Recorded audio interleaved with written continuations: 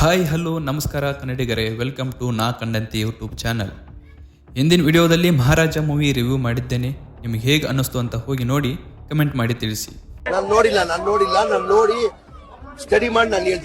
ಒಂದು ವಿಭಿನ್ನ ಕಥಾವಸ್ತು ತೆಗೆದುಕೊಂಡು ಅದನ್ನು ಸುಂದರವಾಗಿ ಹೆಣೆದಂತ ನಿರ್ದೇಶಕರಿಗೆ ಒಂದು ಸಲಾಂ. ಒಂದು ಕಾಲ್ಪನಿಕ ಕಥೆಯನ್ನ ನಿರ್ದಿಷ್ಟ ಕಾಲಘಟ್ಟದಲ್ಲಿ ಹೇಳುವುದು ಸುಲಭದ ಮಾತಲ್ಲ. ಹೌದು, ಇವತ್ತು ನಾವು ವಿವರಣೆ ಮಾಡ್ತಾ ಇರುವ ಸಿನಿಮಾ ತುಂಬಾಡ್. ಫ್ಯಾಂಟಸಿ ಥ್ರಿಲ್ಲರ್ ಜೊತೆಗೆ ಹಾರರ್ ಎಲಿಮೆಂಟ್ಸ್ನೊಂದಿಗೆ ಮೂಡಿಬಂದ ಈ ಸಿನಿಮಾ ಮರಾಠಿ ಚಿತ್ರರಂಗದಲ್ಲಿ ತನ್ನದೇ ಆದ ಛಾಪು ಮೂಡಿಸಿತ್ತು. ಈ ಚಿತ್ರದ ನಿರ್ದೇಶಕರು ರಾಹಿ ಅನಿಲ್ ಬರ್ರೆ. ಅವರು ತಮ್ಮ 18ನೇ ವಯಸ್ಸಿನಲ್ಲಿ ಈ ಚಿತ್ರದ ಕಥೆಯನ್ನು ರಚಿಸಿದ್ದರು. ವಿಶೇಷ ಏನು ಅಂದರೆ, ಈ ಮೂವಿಯನ್ನ ಅನಿಲ್ ಬರ್ರೆ ಅವರು 2012ರಲ್ಲಿ ಚಿತ್ರೀಕರಿಸಿದ್ದರು.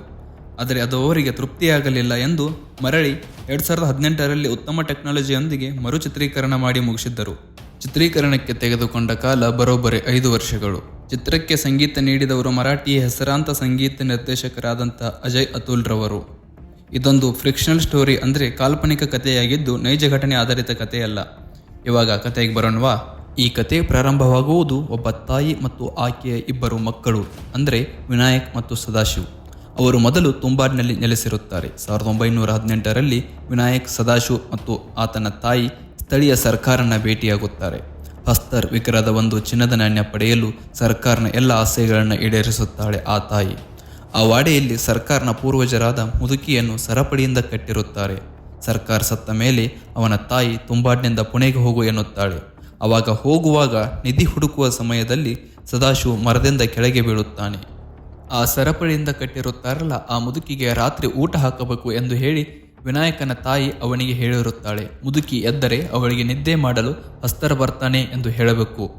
ಆವಾಗ ವಿನಾಯಕನಿಗೆ ಅದು ನೆನಪು ಬರಲಿಲ್ಲ. ಇನ್ನೇನು ಮುದುಕಿ ವಿನಾಯಕನನ್ನು ಸಾಯಿಸಿಯೇ ಬಿಟ್ಟಳು ಎಂದಾಗ ಜೋರಾಗಿ ಹಸ್ತರ್ ಬರ್ತಾನೆ ಎಂದು ಕೂಗುತ್ತಾನೆ.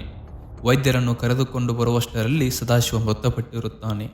ತಾಯಿ ವಿನಾಯಕನಿಂದ ಭಾಷೆ ಪಡೆದಿರುತ್ತಾಳೆ. ಏನೆಂದರೆ, ಇನ್ನು ಮುಂದೆ ಎಂದಿಗೂ ನೀನು ತುಂಬಾಡಿಗೆ ಬರುವ ಹಾಗಿಲ್ಲ, ನೀನು ತುಂಬಾಡ್ ಬಿಟ್ಟು ಪುಣೆಗೆ ಹೋಗಬೇಕು ಎಂದು ಹೇಳಿರುತ್ತಾಳೆ. ಏಕೆಂದರೆ ವಿನಾಯಕನಿಗೆ ಎಲ್ಲಿಲ್ಲದೋ ಒಂದು ವ್ಯಾಮೋಹ ಆ ನಿಧಿಯ ಮೇಲಿತ್ತು. ನಂತರ 15 ವರ್ಷಗಳು ಆದ ಮೇಲೆ ವಿನಾಯಕ ದೊಡ್ಡವನಾಗಿರುತ್ತಾನೆ. ಬಡತನದಿಂದ ರೋಷಿ ಹೋಗಿರುತ್ತಾನೆ. ವಿನಾಯಕ ತುಂಬಾಡಿಗೆ ಮರಳಿ ಬರುತ್ತಾನೆ. ಅಚ್ಚರಿ ಏನೆಂದರೆ, ಆ ಮುದುಕಿ ಇನ್ನೂ ಬದುಕಿರುತ್ತಾಳೆ. ಅವಳ ಮೇಲೆ ಒಂದು ದೊಡ್ಡ ಮರ ಬೆಳೆದಿರುತ್ತದೆ. ಮಾತು ಎಲ್ಲವನ್ನೂ ಆಡುತ್ತಿರುತ್ತಾಳೆ ಆ ಮುದುಕಿ. ಅವಳು ಒಂದು ಭಾಷೆ ಕೊಡುತ್ತಾಳೆ. ಹಸ್ತರ್ ಬಗ್ಗೆ ಎಲ್ಲವನ್ನೂ ಹೇಳುತ್ತೇನೆ, ಹೇಳಿದ ಮೇಲೆ ನನಗೆ ಮುಕ್ತಿ ಕೊಡಬೇಕು. ಇಲ್ಲಿ ಮುಕ್ತಿ ಕೊಡಬೇಕು ಎಂದರೆ ಅವಳನ್ನು ಸುಡಬೇಕು. ಮುದುಕಿ ಹೇಳಲು ಪ್ರಾರಂಭಿಸುತ್ತಾಳೆ.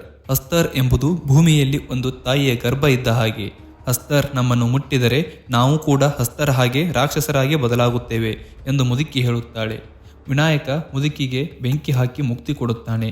ಹಸ್ತರ್ ಹಸಿವಿನಿಂದ ಬಳಲುತ್ತಿರುತ್ತವೆ. ಅವುಗಳು ಹಿಟ್ಟನ್ನು ಬಯಸುತ್ತಿರುತ್ತವೆ. ಮೊದಲು ವಿನಾಯಕ ಆ ಗುಹಾಬಾವಿಯೊಳಗೆ ಹಗ್ಗವನ್ನು ಕಟ್ಟಿ ಪ್ರಯತ್ನ ಮಾಡುತ್ತಾನೆ. ನಂತರ ಅವನಿಗೆ ಪ್ರಯತ್ನದಲ್ಲಿ ಪಕ್ವತೆ ಬರುತ್ತದೆ. ನಂತರ ಬಾವಿಗೆ ಇಳಿದು ಹಸ್ತರ್ ಆಕರ್ಷಣೆಗೆ ಹಿಟ್ಟಿನ ಗೊಂಬೆಗಳನ್ನು ಮಾಡುತ್ತಾನೆ. ಅಲ್ಲಿ ಹಿಟ್ಟಿನಿಂದ ಒಂದು ವೃತ್ತ ಎಳೆಯುತ್ತಾನೆ.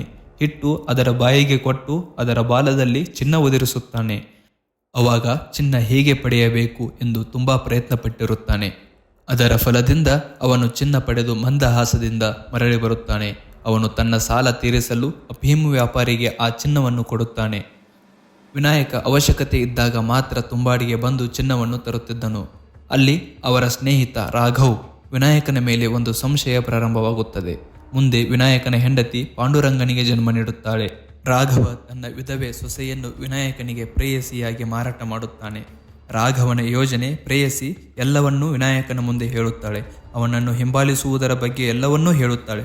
ಅವಾಗ ವಿನಾಯಕ ರಾಘವನನ್ನು ಉದ್ದೇಶಪೂರ್ವಕವಾಗಿ ಮೋಸಗೊಳಿಸಲು ತುಂಬಾಡ್ನ ಹಸ್ತರ್ ಇರೋ ಬಾವಿಗೆ ಇಳಿದು ಚಿನ್ನದ ನಾಣ್ಯ ತರುವ ಥರ ನಟನೆ ಮಾಡುತ್ತಾನೆ.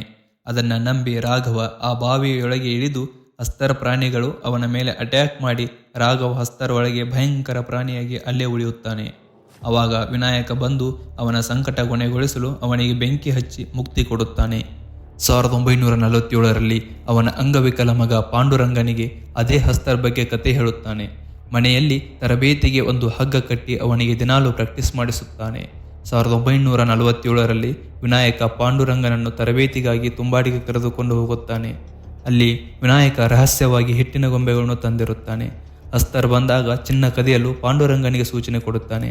ಹಸ್ತರ್ ಗಮನ ಸೆಳೆಯಲು ಅವನು ಡಜನ್ ಗಟ್ಟಲೆ ಹಿಟ್ಟಿನ ಗೊಂಬೆಯನ್ನು ಮಾಡಿದಾಗ ಪ್ರತಿ ಹಿಟ್ಟಿನ ಗೊಂಬೆಗೆ ಒಂದರಂತೆ ಒಂದೊಂದು ಹಸ್ತಗಳು ಬರುತ್ತವೆ. ಇಬ್ಬರು ಗರ್ಭದಲ್ಲಿ ಸಿಕ್ಕಿಕೊಂಡು ವಿನಾಯಕ ಮಗನನ್ನು ಸುರಕ್ಷಿತವಾಗಿ ಮೇಲೆ ಕಳಿಸಿ ಹಸ್ತರ ಕೈಯಲ್ಲಿ ಅವನು ಸಿಕ್ಕಿಕೊಳ್ಳುತ್ತಾನೆ. ವಿನಾಯಕನು ರಾಕ್ಷಸ ರೂಪ ಪಡೆದು ಮೇಲೆ ಬರುತ್ತಾನೆ.